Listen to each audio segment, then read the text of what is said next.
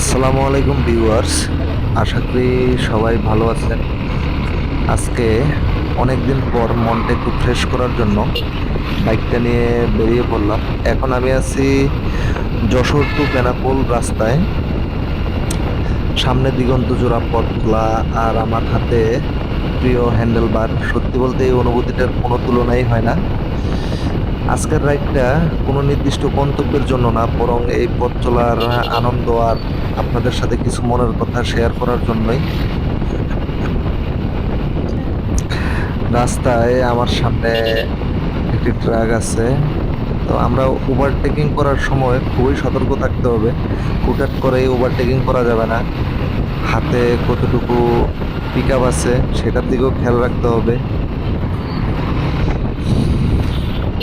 তো আমি এখন নাবারণ ক্রস করে প্রায় সারসার কাছাকাছি, যেটা বেনাপোল বাজারের আগেই সারসা উপজেলা।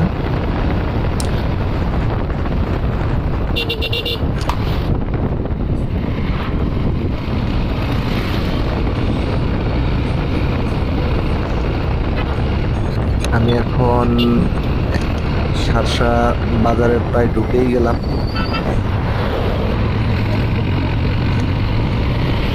তবে এখানে আমি একটা বিশেষ কথা বলতে চাই, যেটা সবারই, মানে সবার জন্যই প্রয়োজন এই কথাটা। সেটা হলো যে যে রোডটা, এটা মেন একটা হাইওয়ে রোড, বন্দরের যে একটা হাইওয়ে রোড, কিন্তু সেই হিসাবে এখানে অন্তত টু লেনের একটা রোড হইলেও ঠিক ছিল, কিন্তু এটা সিঙ্গেল লেনের রোড। খুবই রিস্কি, এবং চারপাশে আমাদের যেই টেসলা গাড়িগুলো আছে সেগুলোর কথা তো না বললেই নয়। সেই টেসলা কোম্পানির গাড়িগুলা আপনার কখন যে ডাইনে যাবে বামে যাবে বুঝতেই পারবেন না।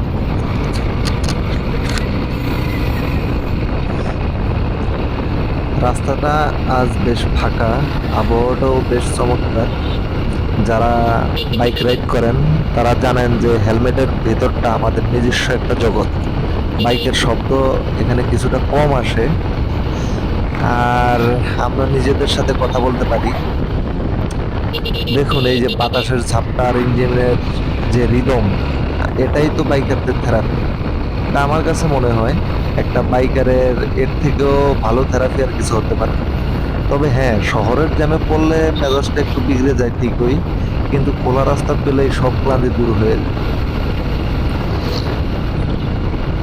তো আমি প্রায় বেনাপোল বন্দরের কাছে চলে আসছি। এটা হচ্ছে প্রধান বিজিবি চেকপোস্ট, যেখানে সকল কিছু চেক করা হয়। তারপরে দেখা যাচ্ছে আমাদের সামনে আছে বেনাপোল পৌর গেট, যেটা দেখার জন্য লক্ষ লক্ষ মানুষ ভিড় করে এখানে। তো আমার একটু কাজের তাড়া থাকার কারণে আমি খুব দ্রুত এগিয়ে যাচ্ছি, কারণ আমি একটা কেকের অর্ডার করছিলাম, এটা বেনাপোল বাজারে। ওই কেকটাকে আনতে যাচ্ছি। তো আমার একটু খুব কাজের প্রেশার যাচ্ছে, এজন্য একটু জলদিই যাচ্ছি, খুব তাড়াহুড়া করেই যাচ্ছি। আবার ভিডিওটা আমি আজকে শনিবার, তো শনিবার আবার বেনাপোল বাজার কিন্তু বন্ধ থাকে। তো সেজন্য সকাল সকাল যাচ্ছি যাতে বাজারটা খোলা পাই, এবং এই সময়তে যাতে আমি সহজেই কেকটা মানে ডেলিভারি করে নিয়ে আসতে পারি।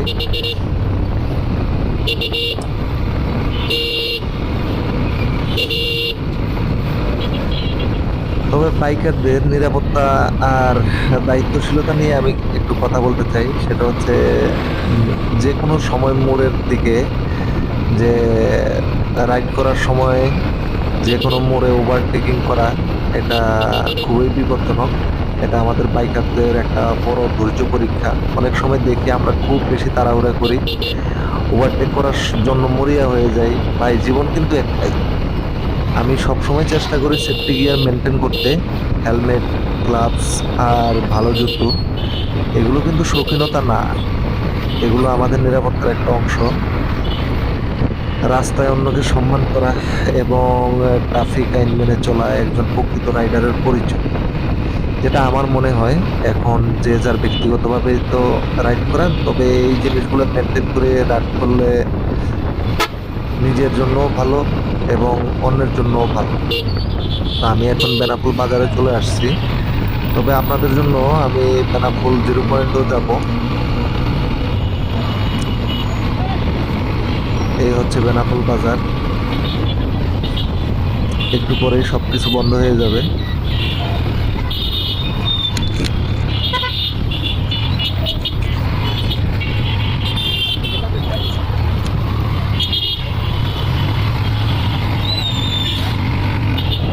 সামনে আমাদের বেনাপোল চেকপোস্ট, যে 0 পয়েন্ট আছে, পিছনের লাল বিল্ডিংটা হচ্ছে প্যাসেঞ্জার টার্মিনাল।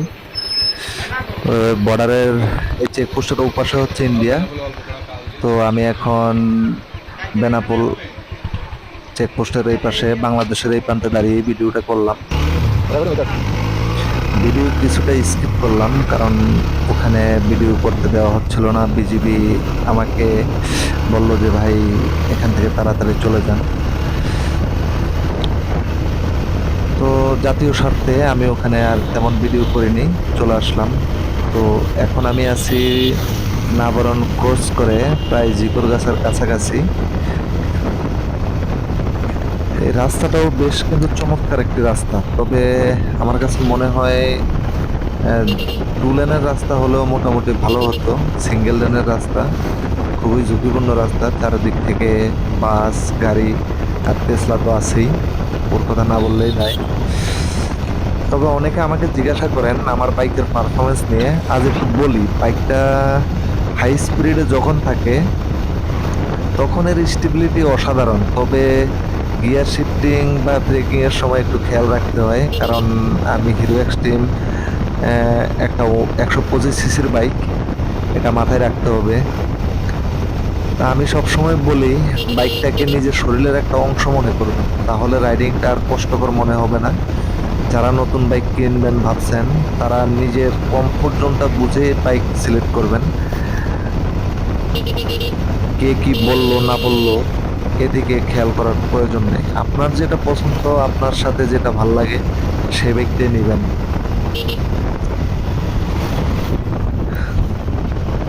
কি চমৎকার দৃশ্য! বাইকিং এর সবচেয়ে সুন্দর দিক হলো এটি আমাদের প্রকৃতির খুব কাছে নিয়ে যায়। গাড়িতে থাকলে আপনি হয়তো এসি চালিয়ে বাইকের এই বুনো গ্রান বা খোলা আকাশটা উপভোগ করতে পারবেন না। আমি যখনই সুযোগ পাই একটু শহর ছেড়ে গ্রামের মেঠো পথে চলে আসি। এই যে দুই পাশে সবুজ গাছপালা আর খোলা বিল, এগুলা দেখে আমার মনটা এমনিতেই ভালো হয়ে যায়। আমি কেকটা কিন্তু যশোরেও অর্ডার করতে পারতাম, তো ভাবলাম যে অনেকদিন কোথাও বের হই না, তাই তার জন্য বেনাপোলে অর্ডার দিলাম। একটু রাইডিংও করা হলো, আপনাদের সাথে একটু কথা বলাও হলো, একই সাথে আমার কেকও হলো। মানে একের ভিতরে সব করার চেষ্টা করলাম আর কি।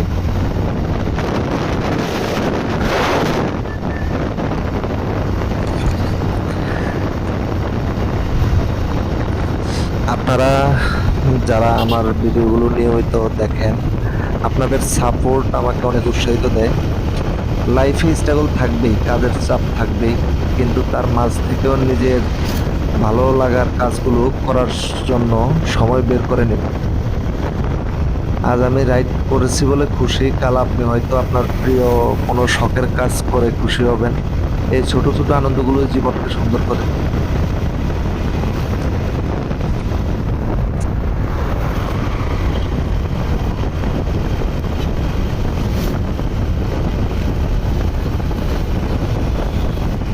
তবে আমি এই বাইকের একটি ব্যক্তিগত মতামত প্রকাশ করি, সেটা হচ্ছে আমার কাছে মনে হয় এই বাইকে 5টা গিয়ার না দিয়ে 6টা গিয়ার দিলে মনে হয় সাউন্ডটা আর একটু স্মুথ হইতো। যদিও হিরো এক্সট্রিম এটা সাপোর্ট করে না 6 গিয়ার, তবে হয়তো বা ভবিষ্যতে আনতেও পারে, কারণ বলা যায় না, দিন দিন সব কিছু আপগ্রেড হচ্ছে।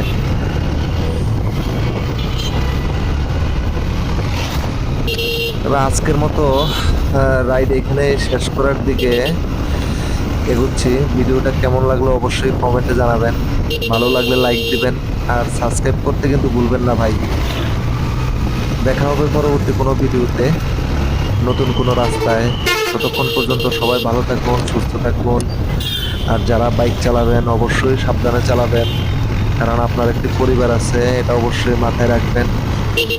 জীবন কিন্তু একটা, এটাও মাথায় রাখবেন।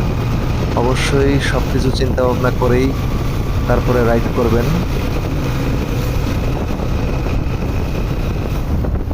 ঠিক আছে, সবাই ভালো থাকুন। আল্লাহ হাফেজ। আসসালামু আলাইকুম।